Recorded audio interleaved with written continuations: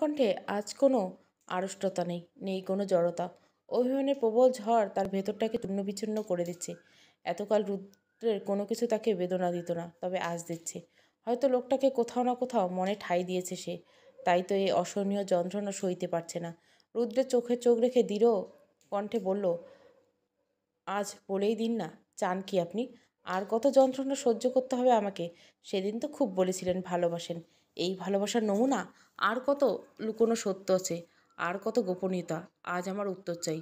রুদ্র কিছুক্ষণ চুপ করে রইল, তারপর শান্ত কণ্ঠে বলল, বেশ, আজ তোমাকে সব খুলে বলবো আমি। তারপর না হয় তুমি বিবেচনা করবে আমার মতো মানুষের সাথে থাকা যায় কি না। উমা অনিমেষ নেত্রে তাকিয়ে রইল রুদ্রের দিকে। লোকটাকে বোঝা বড্ড জটিল কার্য। এই দিঘির জলের ন্যায় শীতল তো এখানে সমুদ্রের মতো উত্তাল। রুদ্র নামটি যেন যথার্থ তার জন্য। মহাদেবের ন্যায় তার বহু রূপ। এই যে কিছুক্ষণ পূর্বে কি উগ্র আচরণ ছিল, অথচ এখন কি ভীষণ নমনীয় কণ্ঠে কথা বলছে। মনে হচ্ছে না লোকটির মাঝে কলুষিতা ছিটে আছে। রুদ্র খাটে বসালো, উমাকে তোয়াক্কা না করে একটা সিগারেট জ্বালালো। এই নিয়ে আজ তার সপ্তম সিগারেট। হবেই না বা কেন? কম মানসিক ধাক্কা পার করেনি। ইহজীবনে তৃতীয়বারের মতো থানামুখে হয়েছে সে। নাক মুখ দিয়ে ধোঁয়া ছাড়তে ছাড়তে বলল, আমি মানুষটা ভালো খারাপের প্রকারভেদে কখনোই পড়ি না। আমি সমাজের ভালো খারাপ দুইকে নিজেকে ধারণ করে রেখেছি। ভালো মানুষের সাথে ভালো আমি, তদ্রূপ খারাপ মানুষের সাথে আমি জঘন্য। আমি শাশ্বতর মতো অন্যায়কে দমন করতে চাই না, বরং অন্যায়ের মাঝের থেকে তাকে রাজত্ব করতে চাই। ছোটবেলা থেকে আমি দেখে এসেছি ক্ষমতা থাকলে রাজত্ব, আর নারী, নারী কেবল শরীরের খোরাক। বাবা কখনো মাকে ভালোবাসেনি। ছোটবেলায় প্রয়োজনে কাছে টেনে নিয়েছে, প্রয়োজন ফুরোতে তাকে দাসীর চেয়েও জঘন্যভাবে ছুঁড়ে ফেলে দিয়েছেন। আমার মায়ের তাতে অভিযোগ নেই। মুখ্য মেয়ে মানুষ কিনা, স্বামী মানেই ভগবান। গ্রাম জানে বাবা পুত্রপ্রেমে অন্ধ, কিন্তু আমি জানি আমার সাথে এই অট্টালিকায় কী কী হয়েছে। আমার বাবার কাছে ক্ষমতা সব, ক্ষমতার জন্য সে সব কিছু করতে পারে। তাই তো নিজের ছেলেকে আধারে আসামির ন্যায় আটকে রাখতে তার একবার বুক কাঁপেনি। ছোটবেলায় বেশ ক্রুদ্ধ হতাম, বাবাকে আমার এমন কেন, সবার বাবা তো এমন না, কিন্তু উত্তর পেতাম না। এর মাঝে আমাদের বাসায় শাশ্বতার আগমন ঘটল। সে আমার মতো উদ্গ্রীব ছিল না, খুব শান্ত নমনীয়। ওর প্রশংসা সর্বদা বাবার কাছে আসতো। আমি ভালো হতে চাইতাম, কিন্তু কেন যেন হয়ে উঠতো না। একবার স্কুলের একটা ছেলের সাথে আমার বাজেভাবে ঝগড়া বাঁধে। এক পর্যায়ে আমি ছেলেটার হাতে পেন্সিলের ভাঙা অংশ ঢুকিয়ে দেই। ভেবেছিলাম বাবা খুব চটবেন, কিন্তু উল্টো হলো। স্কুলে আমাকে লোক দেখানো বকুনি দিল, বাড়ি এসে তিনি আমাকে বাহাবা দিলেন। বাবার একটা কঠিন বাক্য আছে, জানো তো, তুমি যদি মানুষকে পিষতে পারো তবেই আগাতে পারবে, নয়তো তোমাকে পিষিয়ে তোমার পেছনজন এগিয়ে যাবে। আমার বেড়ে ওঠাকে এই বাক্যকে কেন্দ্র করে বুঝতে পারলাম বাবা আমাকে পশু হিসাবে গড়ে তুলতে চান।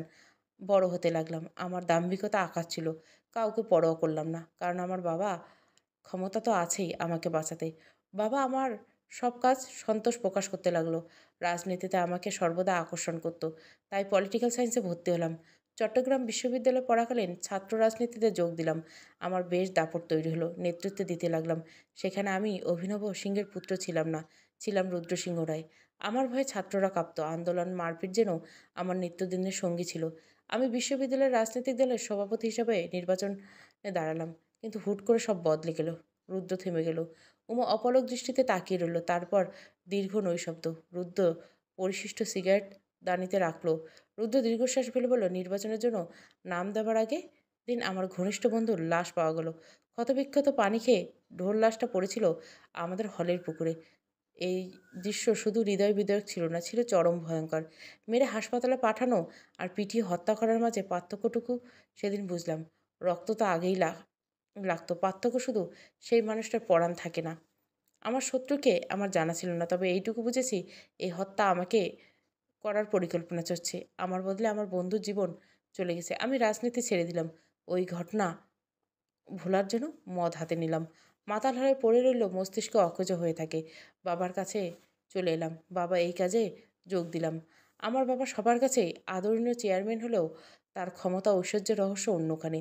সে অবৈধভাবে বিভিন্ন জিনিস পাচার করে, বোনাপল, বর্ডার এবং মংলা থেকে তার জিনিস আসে। ভূমিদস্যু হিসাবে তার বিশাল পরিচয়। বেনামি জমি দখলের রেকর্ড আছে। শহরের শেষ প্রান্তে একটা গ্রামে বেশ জমি দখল করে সেখানে বিশাল জুট মিল রয়েছে, কিন্তু এগুলো কিছুই বাবার নামে নেই। এই ব্রিজের কাজটাও বাবার কনস্ট্রাকশনেই নিয়েছে। আমার কাজ এগুলো দেখে রাখা। তবে ব্রিজ ধসের কারণ আমি নই, ইঞ্জিনিয়ার শাহাদাত। সে মাঝেই ঘাবলা করে। ও বাবার প্রতিপক্ষের কাছ থেকে টাকা খেয়ে এই কাজ করে, যেন বাবা ফেঁসে যান। উপজেলা চেয়ারম্যান নির্বাচনে যেন বাবা হেরে যান। যখন তার এই কারসাজি ধরা পড়ে যায়, তখন সে আমার ভয়ে পলাতক হয়ে যায়। আমি আগেই ভেবেছিলাম আমি মানুষটা ভালো নেই। তোমার মনে আছে আমি বিয়ের রাতে ঘর থেকে চলে গেছিলাম? জি। সেই রাতে আমার বাবার সাথে কিছু কথা কাটাকাটি হয় বিয়ে সংক্রান্ত ব্যাপারে। আমি বেরিয়ে যাই। আমার কিছু খেচর আমার খবর দেয় শাহাদাত খোঁজ পেয়েছে। প্রথমত আমার মেজাজ খারাপ ছিল, উপরন্তু শাহাদাতের কথা শুনতে আমার মাথায় আগুন ধরে যায়।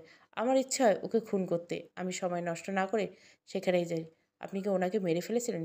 কাপা স্বরে উমা প্রশ্নটি করে ওঠে। রুদ্র মুচকে এসে বলে, খুন করব বলেই খুন করা যায়? বুকে সাহস লাগে।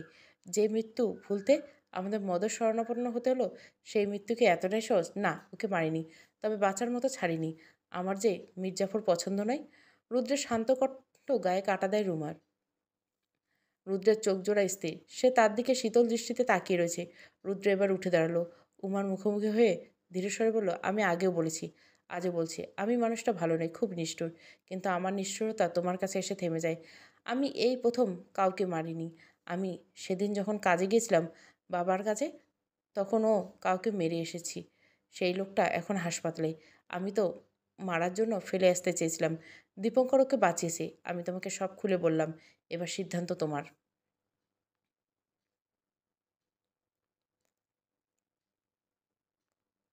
যদি তোমার মনে হয় আমি ভুল, তাহলে আমি ভুল। আর কিছু বলার নেই। রুদ্র সিগারেটের প্যাকেট নিয়ে বারান্দায় চলে যায়। উমা সেখানেই দাঁড়িয়ে থেকে ষোড়শীর পরিশ্রান্ত দৃষ্টি চেয়ে থাকে মাটির দিকে। ঘরে তীব্র নির্ভরতায় লাল ঘরটা ছেয়ে আছে। শুধু পাশের দেওয়াল ঘড়িটা টিকটিক শোনা যাচ্ছে। রুদ্র বারান্দায় যেয়ে দাঁড়ায়। সিগারেটের প্যাকেটটা খুলে একটা নিকোটিন দলা আঙুলের ফাঁকে জ্বালায়। সুগারও আধার ধপ করে একটা স্ফুলিং জ্বলে ওঠে। তার উদাসীন কাতর চাহনিতে তাকিয়ে আছে আধারে মেঘে উকি দেওয়া এক চিলতে রূপালী চন্দ্রের দিকে।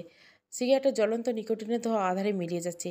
সে সাথে মিলিয়ে যাচ্ছে রুদ্রের মনের সুপ্ত দীর্ঘশ্বাস। টঙ্গে বসে আছে শাশ্বত। অবশেষে শাহাদাতের খোঁজ পাওয়া গেল। কিশোরগঞ্জের এক প্রত্যন্ত হাসপাতালে সে ভর্তি। অভ্যন্তরে রক্তক্ষরণের জন্য কোমায় চলে গেছে। ডাক্তার কিছু বলতে পারছে না। তার অবস্থার তেমন কোনো উন্নতি হচ্ছে না, তবে তার চিকিৎসার কোনো ত্রুটি হচ্ছে না। তাকে একজন অর্থবান ব্যক্তি হাসপাতালে ভর্তি করে। সেই তার চিকিৎসার সকল দায়িত্ব নিয়েছেন। শাহাদাত কিশোরগঞ্জের মতো জায়গায় পাওয়াটা বেশ অবাক করছে শাশ্বতকে। ডাক্তারদের বক্তব্য, সে একটা সড়ক দুর্ঘটনার কারণে আহত হয়েছে। সঠিক সময়ে তাকে হাসপাতালে আনার কারণে সে বেঁচে গেছে। ব্যাপারগুলো খুব সাজানো হয়েছে, যেন বহিরাগত কেউ একের পর এক দাবার ঘর সাজিয়েছে। সেই অনুযায়ী কাজ করা হচ্ছে। সকল ঘটনা দাবার গুটির মতো এক এক কদম করে আগাচ্ছে। বুঝতে পারলেও প্রমাণ করার উপায় নেই। বাপ ছেলে সুন্দর মতো পুলিশের হাত থেকে বেঁচে গেছে। শাহাদাতের দুর্ঘটনা হয়েছে রুদ্রের বিয়ের রাতে। সেই রাতে রুদ্র বাড়ি ফিরেনি রাতে। দুপুরে মামামশাই শহরে চলে যান। সব কিছু একই মালায় বাঁধা, অথচ প্রমাণের উপায় নেই। শাশ্বত এ নিয়ে প্রশ্ন করলে সকলে তাকে উন্মাদ ভাবে। যে কাগজগুলো সে অভিনব সিংহের ঘর থেকে পেয়েছিল, তাতে অভিনব সিংহ হাতে নাতে ধরার কোনো উপায় নেই। এদিকে রাকিবুল মাস্টারও চুপ মেরে আছেন। সেজন্য অন্যায়ের বিপক্ষে থেকেও অন্যায়কে বাহাবা দিচ্ছেন। হাতে চায়ের কাপটা ঠান্ডা হয়ে গেল, তাই চাটা খেয়ে হলো না শাশ্বতর। এর মাঝে সুরেলা চিকর কণ্ঠ কানে এলো। একখানা কলা পাউরুটির দাম 5 টাকা। এ কি ডাকাতি করছো গো তৈয়ব ভাই? দাম বাড়লে আমি কি করলাম? পাউরুটি আসে প্যাকেট 20 টাকা, পিস 3 টাকা, কলা 2 টাকা। আমারও তো পেট আছে বুঝি। আচ্ছা যাও, আমি তোমারে 4 টাকায় দিতেছি। এইবার লইবা? 3 টাকা আছে আমার কাছে। আমার ক্ষুধা লেগেছে, তাই নিচ্ছি, নয়তো এই ডাকাতির শেষ দেখতাম। শাশ্বত খেয়াল করলো ছোট্ট মেয়েটি সামনের দোকানের সঙ্গে 2 টাকার জন্য ঝগড়া করে যাচ্ছে। মেয়েটি বড্ড পরিচিত লাগছে। শাশ্বতের পর মুহূর্তে মনে হলো মেয়েটি আর কেউ না, সেই পেয়ারা মনে ক্ষুদে পেতনি। দোকানি তৈয়ব যখন মেয়েটিকে বোঝাতে অসমর্থ হলো, তখন শাশ্বত তাকে বলল, তৈয়ব ভাই ছেড়ে দাও। বাচ্চা মেয়ে, 2 টাকার জন্য মাথা খাচ্ছ কেন? আমি দিয়ে দিচ্ছি। দোকানের মুখখানা উজ্জ্বল হয়ে উঠল। আমতা আমতা করলো, বলল, যে আচ্ছা।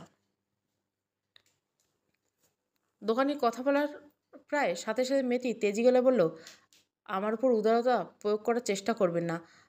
আমার খাবারের দাম আমি দিতে পারবো। আপনার কাছে এই 2 টাকা মাথা খাওয়া লাগলেও আমার কাছে এটা আগামী দিনের খাবার কেনার টাকা। ভগবান পয়সা দিছে তো, তাই গুরুত্ব নেই। এই হলো এই সমাজের সমস্যা। গরিবের টাকা নেই, ধনীর টাকার মূল্য নেই। মেয়েটির তীব্র প্রতিবাদে হতবাক হয়ে গেল শাশ্বত। ছোট মেয়ে এতটা আত্মসম্মান তাকে বিস্মিত করলো। মেয়েটা কলা পাউরুটি নিয়ে হনহন করে চলে গেল। দোকানে আমতা আমতা করে বলল, কিছু মনে করো না শাশ্বতদা, রাজির স্বভাবই এমন, একটু মুখ রাখি না। কোন বাড়িতে থাকে গো? আরে নিখিলদার মেয়ে, রাজস্বী, উমার ছোট বোন। দুই বোন দুরকম, একজন শান্ত দেখি তো অপরজন উতল সমুদ্র। শাশ্বত কিছু বলল না। হাঁটু অব্দি আতপুরোভাবে শাড়ি পরা মেয়েটি যাবার পানে চেয়ে রইল সে। ঠোঁটের কোণে এক চিলতে স্নিগ্ধ হাসি ফুটে উঠল। এই হাসির অর্থ তৈয়ব বোঝার ঊর্ধ্বে। চুলায় মৃদু আছে খাসির মাংস রান্না করছে উমা। আজ তার শ্বশুরমশাই বেশ মাংসের ঝোল খাবার ইচ্ছে হয়েছে। তিনি সকালে নিজ মসজিদে খাসির মাংস কিনে এনেছেন। লক্ষ্মীদেবী উমার হাতে বাজারে ব্যাগখানা ধরিয়ে দিলেন। উমার সাথে সাথে পাত্তে কথা বলেন না তিনি। এক শীতল যুদ্ধ চলছে তাদের মাঝে। তার ধারণা তার ছেলেকে হাতিয়ে নেবার বাজে ষড়যন্ত্রে লিপ্ত এই ১৬ বছরের মেয়েটি। তার পতি বলেছিলেন ছেলে বিয়ে দিলে রুদ্রের উদাসীনতা কমবে, কিন্তু এখন দেখা যাচ্ছে কমার বদলে ছেলের হাতছাড়া হয়ে যাচ্ছে। রুদ্রকে বারংবার বোঝানোর চেষ্টা করার পর সে উমাকে নিয়ে কালীগঞ্জে চলে যাবার বায়না ধরেছে। সেখানে নাকি উমার পড়াশোনা হবে। আরে ভাই, পড়াশুনো করে কি হবে? আজ অবধি কী করছে? এত শিক্ষা দিয়ে সেই তো হেসেল টানবে উমা। উমার উপর সুপ্ত রাগ থেকে তার সাথে কথা বলা বন্ধ লক্ষ্মীদেবীর। উমা বাধ্য নারীর ন্যায় হেসেল চলে গেল। আজকাল মন খারাপ বড্ড দুর্বল হয়ে গেছে। লড়তে ইচ্ছে হয় না। রুদ্রের সাথে কথা হয়নি সেদিনের পর। উমা রান্না করছিল। উমার উপর সুপ্ত রাগ থেকে তার সাথে কথা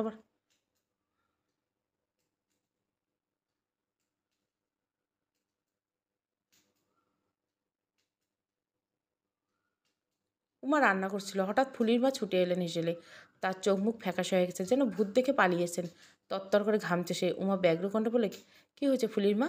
বউ ঘরে যা, রুদ্রদাদায় ফিট খাইয়ে পড়ে আছে। ফুলির মার কথা শুনে চমকে ওঠে উমা। রুদ্র আর তার সম্পর্কটা সেদিনের পর থেকে যেন থেমে গিয়েছে। তাদের সম্পর্কটা অন্য সম্পর্কের ন্যায় স্বাভাবিক হবার জন্য গুটি গুটি পা বাড়াচ্ছিল। উমা তাকে নিজ জীবনের একজন অপ্রত মানুষ হিসেবে ভাবতে শুরু করছেন, কিন্তু সব কিছু যেন কাচের মতো ভেঙে চুরমার হয়ে গেছে। রুদ্রের নির্লিপ্ত চিত্তের স্বীকারোক্তি কতটা সভ্যতা আর কতটা ছলনা সেটা বোধগম্য হচ্ছে না উমার। বিমর্ষ আহত হৃদয়টা পুরনো আহত হবার জন্য এক লুকোনো প্রকোষ্ঠ নিজেকে আটকে ফেলেছিলেন। কিন্তু ফুলির মার ব্যগ্রকণ্ঠে কথাটা কর্ণকুহর যেতে নির্বিদ্য চিত্তে অস্থির হয়ে উঠল উমা। চুলোর রান্নাটা সেভাবে রেখে ছুটল সে রুদ্রের নিকট। নিজ ঘরে পৌঁছাতে নজরে পড়ল শ্বশুর, শাশুড়ি এবং পিসি শাশুড়ি সেখানে গোল বেঁধেছেন। রুদ্র বিছানায় হেলান দিয়ে বসেছেন। ডাক্তার ডাকার জন্য দীপঙ্করকে পাঠানো হয়েছে। দীপঙ্কর অভিনব সিংহের খুড়তুতো ভাইপো। সে ছোটবেলা থেকে অভিনব সিংহের কাছে মানুষ। সে মূলত গুদামে থাকে, কিন্তু আজকাল ঘরে থাকা শুরু করেছে। অভিনব সিংহ পুলিশি কাণ্ডের পর থেকে বের হন না। দীপঙ্কর তাকে সকল কার্যে সাহায্য করে। অপরদিকে রুদ্রের ভাব যেন এমন কিছুই ঘটেনি। সে তার মতো কাজে লিপ্ত। কালীগঞ্জের বাড়িতে কাজ শুরু করে দিয়েছে। নিজের দোকানেও মনোনিয়োগ করছে। রুদ্রের এমন পরিবর্তন অভিনব সিংহকে বড্ড ভাবাচ্ছে। রহিম ডাক্তার এলো। নারী মেপে বলল, প্রেশার কম অভিনববাবু। ছেলে মানুষ এত কম প্রেশারে হলেই তো মূর্ছা যাবে। রুদ্রকে এখন থেকে ৩টে করে ডিম, ১ পোয়া দুধ খেতে হবে। ২ দিন বিছানায় গড়ালে ঠিক হয়ে যাবে। আচ্ছা। রহিম ডাক্তারের ফর্দ শুনে খিচিয়ে উঠল রুদ্র। বিরক্তি নিয়ে বলল, আমি কি রাক্ষস নাকি? রাক্ষস হবে কেন? তাই বললাম যা, তোমার শরীরে দরকার। উমামা, তুমি একটু খেয়াল রাখো তো, রুদ্র যেন খাবারটা সময় মতো খায়। উমা ঘাড় কাত করল। লক্ষ্মীদেবী মুখ বাঁকালেন। মনে মনে বললেন, ও রাখবে খেয়াল? আমার ছেলের মাথা গিলতেই তো এসেছে এই মেয়ে। রহিম ডাক্তার যাবার পর অভিনব সিংহ থমথমে গলা বলল, দেখেছো রুদ্র কী হয়েছে? টাগরা ছেড়ে কিনা মুচ্ছে গেল। আমি বলি কি, কালীগঞ্জ যাবার জেদ ছাড়ো। অতদূর যে কী হবে, এর চেয়ে তুমি গুদাম সামলাও। বউ না হয় আশেপাশের কোনো কলেজে ভর্তি হবে। আপনি জানেন আমাদের গ্রামে কলেজ নেই। কলেজ অধিকাংশ শহরের দিকে। ভালো কলেজ একখানা আছে, তাও কালীগঞ্জে। আমি উমার পড়াশোনার সাথে কোনো প্রকার হেলদোল করব না। আমি আর শাশ্বত তো ওই কলেজে পড়েছি, উমাও পড়বে। আমরা তো ওখানেই থাকতাম। আপনিও জানতেন কালীগঞ্জ থেকে গ্রামে আসতে ১.৫ ঘন্টা লাগে, আর রাস্তাটা দুর্গম। আমি চাই না উমা প্রতিনিয়ত এত কষ্ট করে যাতায়াত করুক। তাই কালীগঞ্জে আমার আর উমার যাবার সিদ্ধান্ত বদলাবে না। জড়তাহীন কণ্ঠে কথাটা বলে রুদ্র। অভিনব সিংহের কোনো কথা বললেন না, হন হন করে বেরিয়ে গেলেন। লক্ষ্মীদেবী হীন স্বরে বললেন, তুমি খোকার কাছে থাকো, আমি গেলুম ডিম সিদ্ধ পাঠাচ্ছি, খাওয়াবে দিবে খোকাকে। উমা ঘাড় কাত করল। সকালে চলে গেলে সে বিছানায় কাঠ ধরে দাঁড়ালো। রুদ্র কোমল দৃষ্টিতে তাকালো তার ষোড়শী বউয়ের দিকে। মেয়েটার শ্বেত মুখখানা ফ্যাকাশে হয়ে গেছে। হাতে এখনো হলুদের লেগে আছে। হয়তো ছোটার সময় হাত ধোয়ার কথা স্মরণে ছিল না তার। রুদ্র নমনীয় বলল, শোনো, কিছু লাগবে? হুম। উমা এগিয়ে গেল তার কাছে, ব্যস্ত স্বরে বলে, কি লাগবে? রুদ্র কিছু বলল না, শুধু শান্ত নজরে উমাকে দেখতে লাগলো সে। 5 দিন হয়ে গেছে মেয়েটি তার সাথে কথা বলে না। অন্য সময় হলে তাকে জোর করতো, কিন্তু উমার মন যে অবাধ্য, অবাধ্য মন জোর করে দখল করা সম্ভব নয়। মেয়েটির ক্ষেত্রে কোনো নিয়ম খাটে না, খুব অন্যরকম সে। শান্ত দিঘির ভিতরে সমুদ্রের উত্তালতা তার মাঝে, কেবল একখানা মাংসের দলানাই, যাকে গায়ের জোরে নিজের আয়ত্তে নিয়ে আসবে রুদ্র। উমার ইচ্ছের বিরুদ্ধে তার অন্তরে নিজের দখল অসম্ভব। রুদ্রকে চুপ থাকতে দেখে উমা বলে, কি লাগবে বললেন না যে? বলুন, আমি এনে দিচ্ছি। বেশ, আমার একটা সুযোগ চাই। নির্লিপ্ত চিত্তে কথাটা বলে রুদ্র তার কাতর দৃষ্টি ছিন্ন বিচ্ছিন্ন করেছে উমাকে। উমা নত মাথায় দাঁড়িয়ে রইল, চোখ জ্বলছে, বুক চিরে এক দলা পাকাচ্ছে। বাঁ পাশে প্রচণ্ড বিষণ্ণ বেদনা অনুভূত হচ্ছে তার। রুদ্র তার হাতটা টেনে ধরল, আকুল কণ্ঠে বলল, আমি কি শেষ সুযোগ পাবার অযোগ্য উমা? দ্বিধায় জর্জরিত উমা কি উত্তর দিবে বুঝে পাচ্ছে না। মস্তিষ্ক বারে বারে বলছে রুদ্র মিথ্যুক, একজন পাষাণ কাউকে ভালোবাসতে পারে না, সে বদলাবে না কখনোই। অপরদিকে হৃদয় বলছে, একটিবার সুযোগ দিলে কি ক্ষতি হবে? 16 বছরের জীবনে খুব কম মানুষ উমার পাশে ঢাল হয়ে দাঁড়িয়েছে। রুদ্র তাদের পাশে একজন। বিয়েটা যেভাবেই হোক না কেন হয়েছে তো। রুদ্র যেমনই হোক না কেন উমার সামনে নিজেকে খুলে ধরেছে, তার সকল সত্যি উমাকে বলেছে। তবে কি একটা সুযোগ পাওয়ার যোগ্য নয় সে? কাপা জড়ানো কণ্ঠে উমা বলল, আমি সত্যি জানি না আপনাকে কি উত্তর দিব। আপনাকে বোঝার ক্ষমতা যে আমার নেই। যতবার বোঝাতে চেয়েছি আহত হয়েছি। পুনরায় বিশ্বাস করার সাহস আমার স্নায়ুকোষে নেই। আপনার রাগ ক্রোধের কোনো সীমা নেই। রাগ হলে আমাকে হয়তো, আদপি না, নিজের প্রাণ পাখির ক্ষতি করার মতো সাহস যে আমার নেই উমা। তাহলে কেন বারে বারে আমাকে আহত হতে হয়? আজ আপনি কথা বলছেন, কাল পুনরায় আপনি হয়তো কাউকে পিটাবেন। কারো রক্ত আপনার হাতে লাগা থাকবে। পুলিশ এসে আপনাকে ধরে নিয়ে যাবে। আমার এমন অনিশ্চিত জীবন চাই না রুদ্র। যে জীবনে সুখের মাত্রা ক্ষণস্থায়ী, আমার এমন জীবন চাই না। আমি এই ছোট্ট জীবনে সুখ দেখা খুব কম পেয়েছি। এভাবে আমি অভ্যস্ত। স্বপ্ন দেখার মনটা আমার মরে গেছে। পুনরায় স্বপ্ন দেখতে ভয় হয়। এই বুঝি আমার সমান আকাঙ্ক্ষাটা এক ঝটকে ভেঙে চুরমার হয়ে যায়। উমা জল ছেড়ে দিল। কোমল গাল বেয়ে নোনা জলের স্রোত গড়াচ্ছে। উমার জল যেন তীরের মতো বিচ্ছে রুদ্রের বুকে। নিজেকে আটকে রাখতে পারল না। তড়িৎ গতিতে উমাকে জড়িয়ে ধরল। নিজের বুকের সাথে মিশিয়ে বলল, কথা দিচ্ছি উমা, আর কখনো তোমাকে অভিযোগের সুযোগ দেব না। কখনো তোমার কাজল কালো চোখের অশ্রুর বিন্দুতে জমতে দেব না, কথা দিলাম। উমা মুখ তুলে চাইল। রুদ্র তখন পরম আদরে তার অধৈর্যরা গভীর ছোঁয়ায় এঁকে দিল। আজ কোনো যেন বাধা দিল না। অভিমানের প্রাচীর ভাঙছে ধীরে ধীরে। ঘরের নৈশব্দতা ভালোবাসার উষ্ণ আবশে মুখরিত হলো।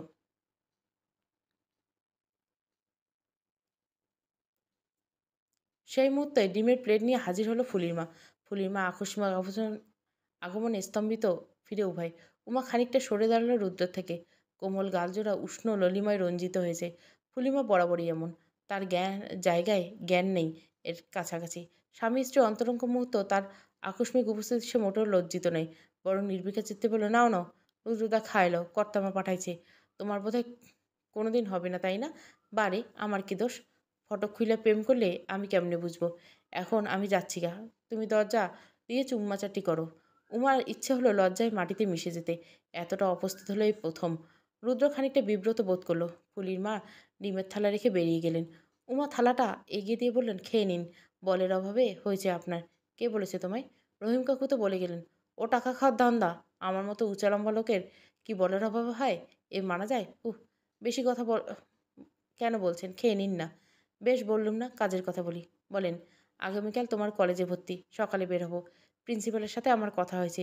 উনি আমাকে ভালোভাবে চেনেন, বলেছে তোমার ভর্তি হয়ে যাবে যদি বছরের মাঝে, কিন্তু নেবে বলছেন।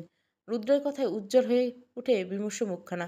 এত কাজের মাঝে রুদ্র তার ভর্তির সকল ব্যবস্থা করে এসেছে দেখে সন্তোষের কোমল দোলা মন পুলকিত করে তুলল। নমনীয় কণ্ঠে বলল, আপনার মনে ছিল, থাকবে না কেন? এমনি। সব ভুলে দুজন নারীকে আমি ভুলতে পারি না। একজন যে এই ডিমের পেছনে ছুটছে, আরেকজন তুমি। তোমার জন্য তো অপরজন বেশ চটেছেন। পুরনো দিনের মানুষ কি না? তাদের চিন্তাধারা এক বাক্সে বন্দি। স্বামী, সন্তান এবং সংসার। এর বাইরে কখনো বের হতে পারে না। আমি চাই না তুমি সেই বাক্সে আটকে থাকো। আমি চাই তুমি আমার সাথে সাথে এগো। আপনি কি এবার সত্যি ভোটে দাঁড়াবেন? রাজনীতি আমার রক্তে আছে। রক্ত তো শরীর থেকে আলাদা করতে পারবো না। উমা চুপ হয়ে গেল। তার নীরবতা উপলব্ধি করতে পারল রুদ্র। রুদ্র তার চোখে চোখ রাখল। কি অদ্ভুত না? কাজল গালো চোখের আড়ালে লুকিয়ে থাকে শত সন্তোষ। বিষাদের উপকথা, তবু এই চোখের ভাষা বোঝা বড় দায়। দীর্ঘশ্বাস ফেলে বলল, চিন্তা করো না, আমি আর কারো রক্তে হাত রাঙাবো না। একজন ভালো নেতা হয়ে দেখাবো তোমায়। ভালো মানুষটি হওয়া কি খুব কঠিন? কঠিন নয়, তবে আমি হতে চাই না। এই দুনিয়ায় ভালো মানুষ নয়, ভালো হয়ে ভালো থাকা যায় না। হিংস্র পশুরা ছিঁড়ে খাবে। আমার দুর্বলতাকে বাঁচাতে হলে আমাকে শক্ত হতে হবে। শুধু একটাই আবদার, বিশ্বাস রাখো। বিশ্বাস আমি ভাঙবো না। উমা গভীর নয়নে তাকালো রুদ্রের দিকে। আজ যেন রুদ্রকে বড্ড চেনা লাগছে তার। সেই চেনা মানুষ যাকে ভালোবাসতে ইচ্ছা হয়। হ্যাঁ, রুদ্রকে ভালোবাসতে ইচ্ছে হয় তার। সে কি তবে মনের আঙ্গিনায় ঠাঁই দিয়েছে এই নিষ্ঠুর মানবে? কে জানে, হয়তো। অভিনব সিংয়ের সামনে দাঁড়িয়েছে রুদ্র। অভিনব সিং পাইপ টানতে ব্যস্ত। তিনি বেশ আয়েশ করে পাইপ টানছেন। এতে রুদ্র বেশ বিরক্ত হচ্ছে। চোখ কুঁচকে বাবার দিকে তাকিয়েছে। বিগত আধা ঘন্টা যাবৎ অহেতুক সে অনুভব সিংহের সামনে বোকার মতো দাঁড়িয়েছে, কারণ বাবা তাকে জরুরি তলব পাঠিয়েছেন। কিন্তু রুদ্র বুঝতে পারছে না বাবা জরুরিভাবে ডেকে কেন পাইপ টানতে ব্যস্ত। হাতের ঘড়িটার দিকে বারে বারে সে তাকাচ্ছে। রাতের খাবারের সময় দ্রুত পার হয়ে যাচ্ছে। বরাবরের দ্রুত খাবার রেকর্ড অভিনব সিংহের। আজ যেন খাবারের কথা ভুলেই গিয়েছেন তিনি। সে বেশ আয়েশ করে চুরুট টানতে ব্যস্ত। একরাশ বিরক্তি নিয়ে রুদ্র বললেন, বাবা ডেকেছিলেন যে, কিছু বলবেন নাকি? আমি কি চলে যাব? যাবে কেন? বাবার সাথে 2 মিনিট বসো। তোমার মা বলেছিল কাল বৌমার কলেজের নাকি ভর্তি। আগে হ্যাঁ, তাহলে কালীগঞ্জ যাবে তোমরা? তখন তো কথা হলো। হ্যাঁ, তা তো হলো। কিন্তু কালীগঞ্জ গেলে তুমি গুদাম কিভাবে দেখবে? আমি তো জানালাম এই, এবার ভোটে মেম্বার হিসাবে দাঁড়াতে চাই। আর সত্যি বলতে লোকের কানে টিটি পড়ে গেছে আপনার জেলে যাওয়া। আমার মতে এসব থেকে আপনার বিরত নেওয়া উচিত। লোকে কি বলবে? চেয়ারম্যানকে পুলিশ ধরেছে। এর চেয়ে বরং আমি রাজনীতিতে যোগ দেই। কালীগঞ্জে থাকলে আপনার সুবিধা, অসুবিধা হবে না। একের ভিতর দুই, আপনার পাল্লাও বাড়বে, আপনার নামও পরিষ্কার হবে। অভিনয় সিংহ এবার চোখ মেললেন। পাইপ রেখে নড়ে বসলেন সে। ভুরুযুগল কুঞ্চিত করে তির্যক চাহনি প্রয়োগ করলেন রুদ্রের দিকে। কিন্তু রুদ্র নির্বিকার। অভিনববাবু গম্ভীর কণ্ঠে বললেন, তুমি কি সেদিনের ব্যবহারে গোসা করছো? গোসা কেন করব বাবা? না আসলে সেদিন একটু বেশি বলেছিলাম কি না? গোসা করে যদি আমার থেকে দূরে চলে যাও, তবে বলবো এমনটা করো না। আমি তো 12 ঘাটের জল খেয়েছি, মানুষ ধরতে আমার সময় লাগে না। এসব অজুহাত দিলে কি আমি শুনবো? পুলিশ কেস এমনটাই এই জীবনে কম সামলায়নি। এই আব্দুল্লাহ এর জন্য তোমার সাহায্যের প্রয়োজন নেই আমার। তুমি এবার ঝেড়ে কাশো তো বাছা। সত্যি বলবো বা বলো, আমি উমাকে আপনার এই বন্দিশালা থেকে মুক্ত করতে চাই। যেখানে আপনার কোনো কালো ছায়া ওর কোনো ক্ষতি করবে না। তোমার কেন মনে হলো আমি উমার কোনো ক্ষতি করব? বাঁকা হাসি দিয়ে রুদ্র চোখে চোখ রেখে কথাটা জিজ্ঞাসা করলো অভিনব সিংহ। রুদ্র কিছুক্ষণ চুপ থেকে শান্ত কণ্ঠে বলল, বাবা, আমার ইহজীবন কেটেছে আপনাকে দেখে। আমি আপনার শিরায় উপশিরার সাথে পরিচিত। আপনি আতে ঘা লাগলে আপনি আমাকেও সরিয়ে ফেলতে আপনি দুবার ভাববেন না। পিসেমশাই তো আপনারই শিকার ছিল। একমাত্র বোনের সোহাগ কাটতে যেহেতু দুবার ভাবেনি, সেখানে উমা তো একটা তুচ্ছ প্রাণী। একটা ঢালা দিলেই শেষ। তাই উমা আপনার নোংরা খেলা থেকে দূর রাখতে চাই আমি। যে চোরাবালিতে আমার পা, আমি জানি আমার নিস্তার নেই। কিন্তু উমা সে তো কমল। ওকে এই নোংরামি থেকে দূরে রাখাটাই শুভ। আর একটা কথা, আমি বটগাছের নিচে পিষে যাওয়া চায়াটি হতে চাই না। আমি সেই বটগাছ হতে চাই যেখানে হাজারো পক্ষী বসতে পারবে। আসি। রুদ্র যেতে ধরলে অভিনব সিংহ আয়েসি কণ্ঠে বললেন, আমার বন্দিশালাটা কি শুধু এবারই বা গ্রাম অবধি আবদ্ধ? তোমার মনে হয় না আমার হাত ওখানেও যেতে পারবে? আমার প্রাচীর ভেঙে যদি তোমার কুহু ছায়ায় ঢুকতে পারে, তবে নিজের হাঁটু গেড়ে নিব। বলে রুদ্র ঘর থেকে বেরিয়ে গেল। অভিনব সিংহের মুখভাব গম্ভীর হয়ে উঠল। যে ছেলে হাঁটু ভেঙে তাকে পঙ্গু করে দিয়েছিল অভিনব সিংহ, সেই ছেলে আজ মাথা উঁচে দাঁড়িয়েছে। এতকাল রুদ্র কেবল তারই হাতের পুতুল ছিল। সে তার কথায় উঠত বসত, কিন্তু এখন রুদ্র কাঠপুতুল নেই। অভিনব সিংহের মনের কোণে আশ্বিনের কালো মেঘ জমল। এই মেঘের ভয়। রুদ্র এমন একজন ব্যক্তি যে তার সকল কাজের জীবন্ত সাক্ষী। অভিনব সিংহের কালো কারবারি, অন্যায়, দুষ্টতা, প্রসাদের কথার সঙ্গে সুরঙ্গ রয়েছে, সেই জ্ঞান রুদ্র ব্যতীত সবার অজানা। নিজেকে গড়তে যে তাকে গুড়িয়ে ফেলতে, সেই ভয়ে তাকে গিলে খাচ্ছে। নিজেকে নিয়ন্ত্রণ হারাতে লাগলো অভিনব সিংহ। পাইপ টানতে বিশ্রী লাগছে, মুখ তেতো হয়ে আসছে। তাই ছুঁড়ে ফেললেন পাইপটি। এভাবে হেরে গেলে চলবে না। খুব দ্রুত কিছু একটা করতে হবে, এবং অতি সত্বর। কালীগঞ্জে ডিগ্রি কলেজের সামনে দাঁড়িয়ে আছে উমা আর রুদ্র। এই প্রথম গ্রাম থেকে বের হয়েছে উমা। তার টানা টানা চোখে পৃথিবী নতুনত্বকে বন্দি করতে ব্যস্ত ছিল। গ্রাম থেকে বেশ দূরে কলেজটি। যদিও তারা রুদ্রের মোটরসাইকেলে এসেছে, তবু সময় কম লাগেনি। পুরনো রাস্তা দু চোখ ভরে সে অজানা অচেনা আকাশের কাব্য পড়েছে সে।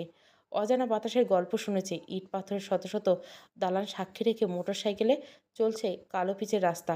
এক আকাশ নীল রং এবং এক মুঠো সোনালি রৌদ্র মিলেমিশে একাকার হয়ে যাচ্ছে উমার চোখের সামনে।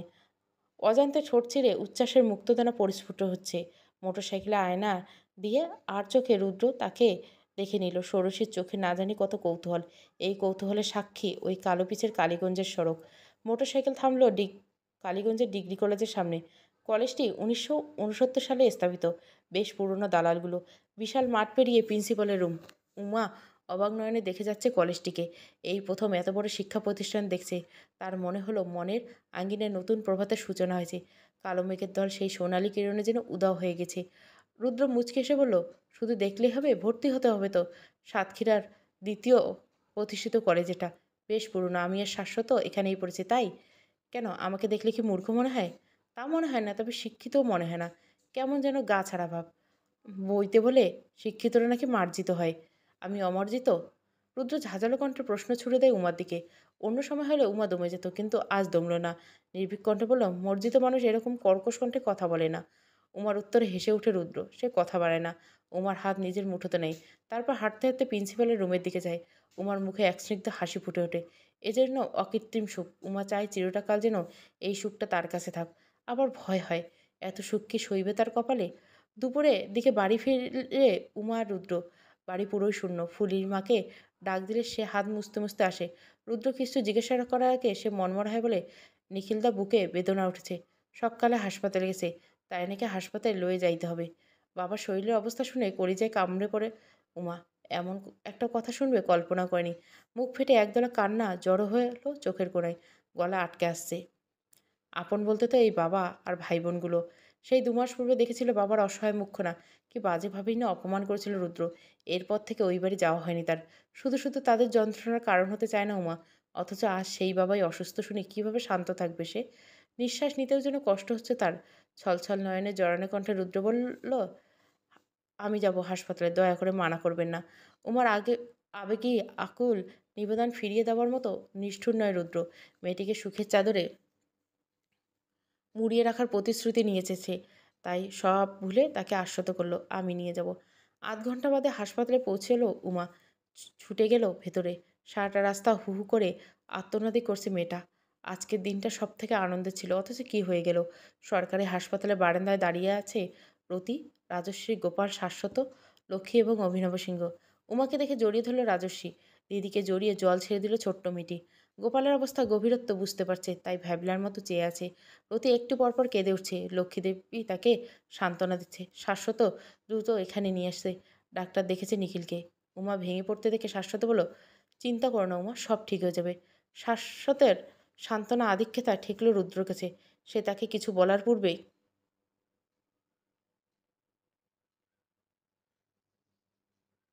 ডাক্তারের আগমন ঘটল। চিন্তিত মুখে তিনি দাঁড়ালেন পরিবারের লোকের সামনে। ডাক্তার দেখে রুদ্র এগিয়ে আসলো তার কাছে। উৎসুক কণ্ঠে জিজ্ঞাসা করল, রোগী কেমন আছে? ডাক্তার মুখনয় অবর্তনীয় রেখে উত্তর দিল, ভালো না। হার্টের ব্যামো, অনুমান করছে হার্ট অ্যাটাক করছে। রিপোর্ট আসতে 2 দিন সময় লাগবে। তত সময় হয় না হাসপাতালে থাকুক। আমাদের পর্যবেক্ষণে থাকলে বোধ হয় খারাপ কিছু হবে না। তবে বলি শহরের দিকে নিতে। হার্টের ব্যাপারগুলো কিছু বলা যায় না। তাই আপনাদের সিদ্ধান্তের সব কিছু চেয়ারম্যান সাহেব উপস্থিতিতে বলি। অবস্থা কিন্তু ভালো নেই। ডাক্তারের কথায় রতি চাপা আর্তনাদ করে উঠল। রাজশ্রী উমার হাত চেপে ধরল। উমা নীরব কাতর দৃষ্টিতে চেয়ে রইল রুদ্রের দিকে। মস্তিষ্ক ফাঁকা ফাঁকা লাগছে। বুকটা ভারী হয়ে আসছে তার। কিন্তু সে কাঁদলে ছোট ভাই বোনগুলোর কী হবে? তাদের অনিশ্চিত ভবিষ্যতের কথা ভাবতে সারা শরীর হিম ধরে যাচ্ছে। তাই ঠোঁট কামড়ে কান্না আটকে রাখল সে। রুদ্র একবার উমার পানে চাইল, তারপর ডাক্তারের সাথে একান্তে কিছু কথা বলার জন্য এগিয়ে গেল। এদিকে অভিনব সিংহ এবং লক্ষ্মীদেবী এগিয়ে এসে উমার কাছে দাঁড়ালেন। অভিনব সিংহ গম্ভীর স্বরে বললেন, বৌমা, আমাদের যেতে হবে, বিকেল হতে চলল। এখন না বের হলে রাত হয়ে যাবে। রুদ্র আর শাশ্বততা আছে, তারা দেখে নেবে। বলি কি, ভাই বোন আর মাকে নিয়ে না হয় তুমি আমাদের সাথে চলো। আমি যাব না বাবা। বাবাকে এই অবস্থায় রেখে আমি কি করে যাই? শুধু শুধু ছটপট করবো। এর চেয়ে বরং আমি থেকে যাই ওনার সাথেই। আপনারা বরং মাদের নিয়ে যান। এত মানুষের তো এখানে কাজ নেই। উমার কথায় মোটেই রাজি হয় না রতি। সে নিখিলকে ছেড়ে যাবে না। বলা তো যায় না কখন কি হয়। বিধাতা না করুক, যদি কিছু হয়ে যায় শেষ দেখাটাও মিলবে না। উমা তাকে সান্ত্বনা দিয়ে বলে, বাড়ি যাও মা, ভগবানের কাছে প্রার্থনা করে দেখবে সুস্থ হয়ে ফিরবে। কেঁদো না। কেঁদে কী হবে বলো? বিধাতা যা ঠিক করে রেখেছেন সে তো হবেই, তাই না? গোপালটার মুখটা মলিন হয়ে গেছে। বেচারার পেটে কিছু পড়ছে কি না সন্দেহ। তুমি বরং ওদের নিয়ে বাড়ি যাও, বুঝলে? কেঁদো না মা, আমি তো আছি। এই প্রথম মা আমায় চাহিনিতে। রতি উমার দিকে তাকালো। উমার কথাগুলো যেন মনে এক অনন্য শক্তির সঞ্চয় করলো। মনের আঙ্গিনে নিভু প্রদীপখানা যেন তেজ হলো। অবশেষে রাজশ্রী গোপালকে নিয়ে অভিনব সিংহের গ্রামের উদ্দেশ্যে রওনা দিল রতি। উমা হাসপাতালের বারান্দায় বসে রইল। শাশ্বত অভিনব সিংহেরদের এগিয়ে দিতে গেলেন। রাজশ্রী ফুপিয়ে উঠছিল বলে তাকে এক মামপানির বোতল কিনে দিল শাশ্বত। রাজশ্রীর নতজানু গ্রহণ করলো সেটা। শ্যাম মুখখানাকে বেশ পরিশ্রান্ত লাগলো শাশ্বতর। শ্যাম মুখখানা যেন আরও বেশি কালো লাগছে। চোখ জোড়া কোটরে চলে গেছে। অবশ্য হৃদয় যখন বেদনাচ্ছন্ন হয়ে থাকে তখন চেহারার মলিনতা ফুটে উঠবে না, এটাই স্বাভাবিক। শাশ্বত স্মিত হাসি দিয়ে বলো, পেত্রিনা মানসিকভাবে এতটা দুর্বল হয় জানা ছিল না। এতটা ভেঙে পড়লে চলবে কি? রাজশ্রী অবাক নয়নে তাকালো শাশ্বতের দিকে। লোকটা ওর কথায় খানিকটা লজ্জাও পেল সে। শাশ্বত যে তার দিদির দেবর হবে সেটা ভাবেনি সে। রাজশ্রীর নত মুখখানা দেখে শাশ্বত নীরব থাকলো। যাবার পূর্বে নিচু কণ্ঠে একটাই কথা বলল রাজশ্রী, দিদির দিকে খেয়াল রাখেন। কথাটি খুব ধীর হলেও শাশ্বতর কর্ণকুহরে ঠিক পৌঁছালো। শাশ্বত স্মিতে হাসি বিনিময়ে সম্মতি জানালো। রাজশ্রীতে বিদায় দিয়ে হাসপাতালে ফিরল উমা। উমা তখন বসে আছে বারান্দায়। তার দৃষ্টি শূন্যে, অশান্ত লাগছে। মনটা হাঁসফাঁস করছে তার।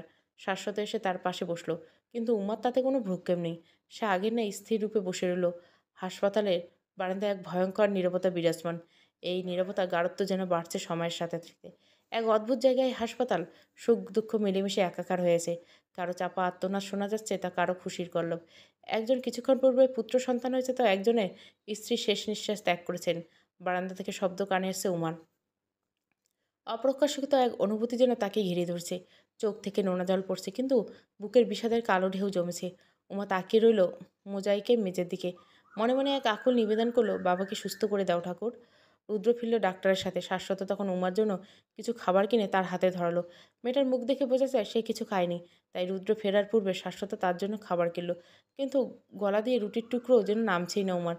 সে ধীর স্বরে বলল, খাবো না শাশ্বতবাবু, জোর করবেন না দয়া করে। এ বললে হবে? দুপুরে খেয়েছো বলে তো মনে হলো না। এখন বিকেল 4টা বাজে। এই বনরুটিখানা খেয়ে নাও। গলা দিয়ে যে নামবেই না কিছু। ভয়ে গলাটা কাঠ হয়ে আসছে। উনি ফিরুক, উনি ডাক্তারবাবু কি বললেন? বেশ, রুটিখানা রাখলুম, খেয়ে নিও। শাশ্বতের সাথে উমার কথাবার্তা সহ্য হচ্ছে না রুদ্রের, কিন্তু ওই পরিস্থিতিতে কোনো কাণ্ড করতে বিবেক পাচ্ছে। রুদ্র এগিয়ে গিয়ে উমার সম্মুখে দাঁড়াতে উমা ব্যস্ত হয়ে উঠল। আবেগী বলে বলল, ডাক্তার কি বলল? রুদ্র কিছুক্ষণ নীরব থেকে বলল, অবস্থা সুবিধার নেই। আমি আইসিইউতে রাখতে বলছি। ওয়ার্ডে রাখাটা বুদ্ধিমান হবে না। আমি এখানে সেটা নেই, তাই মনে হয় ঢাকায় নেওয়া উচিত। এখানে ডাক্তারের চামড়া মোটা, উম, গরজ কম, হাটের ব্যথা ক্ষণে ক্ষণে উঠছে, পড়ে সময় নেবে। হুট করে কিছু হয়ে গেলে আমাদের কারো কিছু করার থাকবে না। অদূরে নেবেন কি করে? অ্যাম্বুলেন্সে বেশি সময় লাগবে বলে মনে হয় না। ফেরিতে রুগী দেখালে ছেড়ে দেয়। আমি বলি কি, আজ রাতে এখানে থাক, সকালেই ব্যবস্থা নেব। আমি বলে এসেছি, রিপোর্ট ওরা সকালেই পেয়ে যাবে। এখান থেকে মোটামুটি চিৎকার দিয়ে সকালে নিয়ে যাব। কিন্তু আমার চিন্তা সেটা না। হুট করে এমনটা কি হলো? ওনার কি আগে সমস্যা ছিল? বুকে ব্যথা ছিল, ওষুধ খেত, কিন্তু এতটা সাংঘাতিকভাবে বুঝতে পারিনি। তুমি চিন্তা করো না, আমরা চেষ্টা করব। বিধাতা চাইলে ঠিক সুস্থ হয়ে যাবেন তিনি। তুমি খেয়ে নাও, আমি একটু শাশ্বতের সাথে কথা বলে আসছি। উমা মাথা নাড়ল। রুদ্র শাশ্বতকে বলল, একটু শুনে যা তো। শাশ্বত কথা না বাড়িয়ে রুদ্রের পিছু পিছু গেল, উমার থেকে অনেকটা দূরে। শাশ্বত অবাক কণ্ঠে জিজ্ঞাসা করলো, হুট করে ডাকলি যে? ওখানেই বলতি। উমা তো ওখানে একা, ডাক্তার ডাকলে তখন সমস্যা হবে। আমার বউয়ের প্রতি এত দরদ দেখানোর প্রয়োজন নেই। কেন করছিস এগুলো? ভাবিস না আমি কিছু বুঝি না? কি বুঝিস? এই লুকিয়ে লুকিয়ে বই দেওয়া, হেসে হেসে কথা বলা আমি দেখি না ভাবছিস? সবই দেখি। আমার সাথে লড়বি, সরাসরি লড়। ওকে ভায়া করছিস কেন? আমার কোনো গোপন খবরই উমা তোকে দেবে না। শাশ্বত কিছুক্ষণ চেয়ে রইল রুদ্রের দিকে। রুদ্রের মুখটা লাল হয়ে আছে ক্রোধে। শাশ্বত একটা তাচ্ছিল্যময় হাসি আসলো। তারপর বলল, তাহলে তুই বলে দে, মামামশাইয়ের পুলিশে ধরার পেছনে কি তোর হাত ছিল?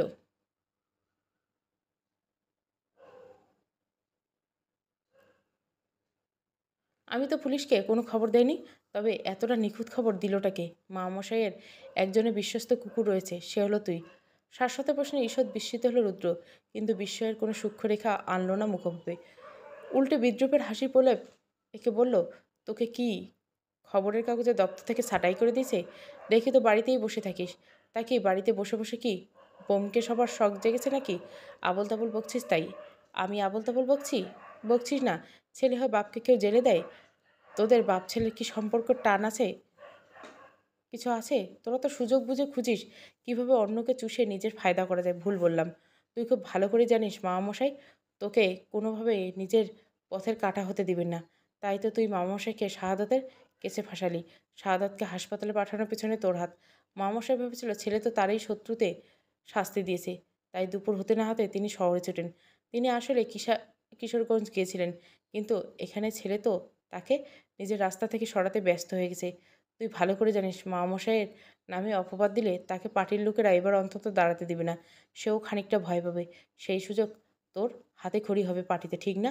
রুদ্র কিছুক্ষণ সরু দৃষ্টিতে তাকিয়ে রইল শাশ্বতের চোখের দিকে। শাশ্বতের কথায় অন্য এক আত্মবিশ্বাস রয়েছে। সে নির্ভীক, তার চোখের ভয়ে ক্ষীণ রেখাও নেই।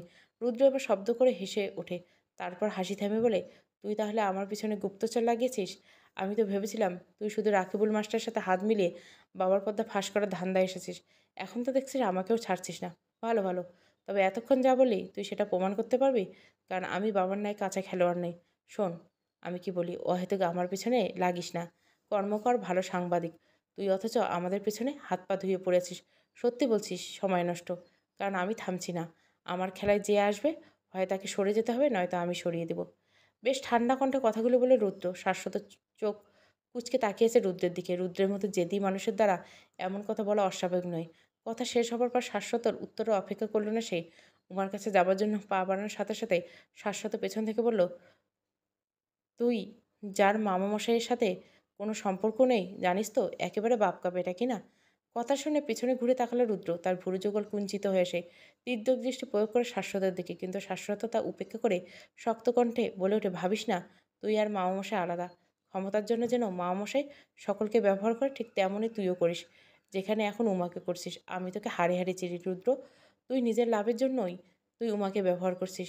এই ষোড়শী মেয়েটি কেবলই তোমার দাবার গুটির সুযোগ এলে ওকে বলি দিতে দুবার ভাববি না। রুদ্রের চোয়াল শক্ত হয়ে আসে। শাশ্বত তার পাশ কাটিয়ে চলে যাবার বারান্দা দিকে। শাশ্বত শেষ কথাটা কর্ণকুহরে ঝংকার তুলছে। সত্যি কি সে তার বাবার মতো? সত্যি কি সময় আদলে সে উমাকেও বলি দিবে? প্রশ্নগুলো সময়ের জন্যই তোলা থাক। সময় সব প্রশ্নের উত্তর এক এক করে দিয়ে দিবে। রাত ঘন হতে যাচ্ছে। ঘুমের ওষুধ দেবার কারণে ঘুমোচ্ছে নিখিলবাবু। তার ঠিক পাশে বসে আছে উমা। রোগীদের একজনকে কে তার পাশে থাকতে দিচ্ছে। তাই উমায় থাকছে আজ রাত্রি। শাশ্বত আর রুদ্র উভয়কে বাহিরের বেঞ্চিতে অপেক্ষারত। দুজনে দুজনকে সহ্য না করলেও উমার খাতিরে মুখ বুজে একই সাথে রয়েছে। রোগীদের জন্য রাত্রি খুব বিপজ্জনক। বেশিরভাগ অঘটন এই কালো রাত্রিতে ঘটে। তাই রাত্রি সজাগ এবং সচরাচর থাকা জরুরি। উমার দুপুর থেকে পেটে কিছু পড়েনি। রুদ্র জোর করে হাতে ঠান্ডা বনরুটি ধরিয়ে দিয়েছিল। ঠান্ডা বনরুটিখানা দাঁত দিয়ে কাটতেই চাচ্ছে না। তবু পেটে ক্ষুধা এক অসহনীয় যন্ত্রণা। উমা খানিকটা জোর করে খেলো রুটিটা। নিখিল নাকে অক্সিজেন লাগিয়ে ঘুমিয়েছে। উমা শান্ত দৃষ্টিতে বাবার দিকে চেয়ে রইল। কাঁচা পাকা চুলগুলো ক্ষণে ক্ষণে হাত ঘুরিয়ে দিচ্ছে। মেয়ে বড় হলে পিতা হয়ে যায় পুত্র। উমার ক্ষেত্রে সেটাই। তার অবচেতন পুত্রকে ক্ষণে ক্ষণে আদর করে দিচ্ছে। আর তার বারে বারে চোখ যেন ঝাপসা হয়ে যাচ্ছে তার। অসহনীয় মুখখানা দেখলে কান্নার বেগ ভাসছে। নিখিলবাবু মানুষ হিসেবে অন্তত অপদার্থ, কিন্তু সে একজন পিতা। আর সন্তানের কাছে পিতা যেমনই হোক না কেন তার সর্বমূল্যবান ব্যক্তি। উমাও ব্যতিক্রম নয়। তাই তো পিতার এই দুঃসময়ে তার হাতখানা ধরে অক্লান্ত মেয়েটি অশ্রুসিক্ত নয়নের রাত্রি যাপন করছে। হুট করে নড়ে উঠল হাটখানা। উমা নড়ে উঠল। মিহিকণ্ঠ বলল, বাবা কিছু লাগবে? নিখিল চোখ খুলো। প্রথমে কিছুক্ষণ শুয়ে শূন্য দৃষ্টিতে চাইল, হয়তো ঠাহর করতে পারল না। উমা ধীর করলে বলল, আমি উমা। আমাকে চিনতে পারছো? নিখিল চোখ অশ্রুসিক্ত হলো। কাঁপা কাঁপা হাতে উমার হাতখানা আঁকড়ে ধরল। কিছু অস্পষ্ট শব্দ শোনা গেল। ঠিক বোঝা গেল না। সিলেমা জড়ানিতে গঙ্গানিতে বুঝতে পারল না উমা। সে এগিয়ে গেল, মুখের কাছে কান ঠেকালো। নিখিল গো গো গো করছে। উমা বুঝতে পারলো বাপের কষ্ট হচ্ছে। তাই মৃদুস্বর বলল, বাবা বলো না বাবা, কষ্ট হচ্ছে? কিন্তু নিখিল থামল না। সে কাঁদছে আর গোঙাচ্ছে। বারে বারে মাস্ক খোলার জন্য মরিয়া হয়ে আসছে। এক অস্থিরতা কাজ করছে তার মধ্যে। যেন এখন কথাখানা না বলে তার শান্তি নেই। উমার বুকটা হুট করে কেঁপে উঠল। যেন এক অদ্ভুত শক্তি তার আশেপাশে ঘিরে ধরছে। প্রাণ যাবার সময় কি এমনটা হয়? নিখিলের অস্থিরতা বাড়ল। উমা সময় ব্যয় না করে হাঁক ডাক দিল রুদ্রকে, শুনছেন বাবা যেন কেমন করছে? রুদ্র চোখ বুজে আসলো। উমার ডাকে ঘুম পালিয়ে গেল। সে ছুটে গেল উমার কাছে। শাশ্বত ডাক্তার ডাকতে গেল। সরকারি হাসপাতালে এক সমস্যা, ডাক্তার পাওয়া যায় না। নার্স এসেছিল হেলে দিলে। নিখিল যথারীতি হাঁসফাঁস করছে। গো গো আওয়াজ করছে। নার্স তার অবস্থা দেখে একটা ইঞ্জেকশন দিল। কিন্তু কাজ দিল না। নার্সের মুখে চিন্তা দেখেই গেল। সে ওয়ার্ড বয়কে ডাকলো। উমা এগিয়ে ভয়ে ঠান্ডা হয়ে গেছে। বুকটা লাফাচ্ছে, এক অজানা অস্থিরতা কাজ করছে। নিঃশ্বাস যেন আটকে আসছে, চোখ থেকে অনবরত পানি পড়ছে। কি করলে বাবা ঠিক করবে তার জানা নেই। রুদ্র উমার হাত শক্ত করে ধরল। কঠিন সত্যের জন্য সে প্রস্তুত, কিন্তু তার ষোড়শী নয়। বেচারি নিজ পিতার এমন শেষ মুহূর্ত ঠিক নিতে পারবে কিনা জানা নেই। ওয়ার্ড বয় এলো, বুকে বেশ কিছুবার আঘাত করলো। প্রায় আধ ঘন্টা জমে কোস্তাকুস্তি করলো। অবশেষে চলবে। উমা পঞ্চম পর্ব। গল্পটা ভালো লাগলে অবশ্যই লাইক, শেয়ার এবং সাবস্ক্রাইব করবেন। Thank you for watching.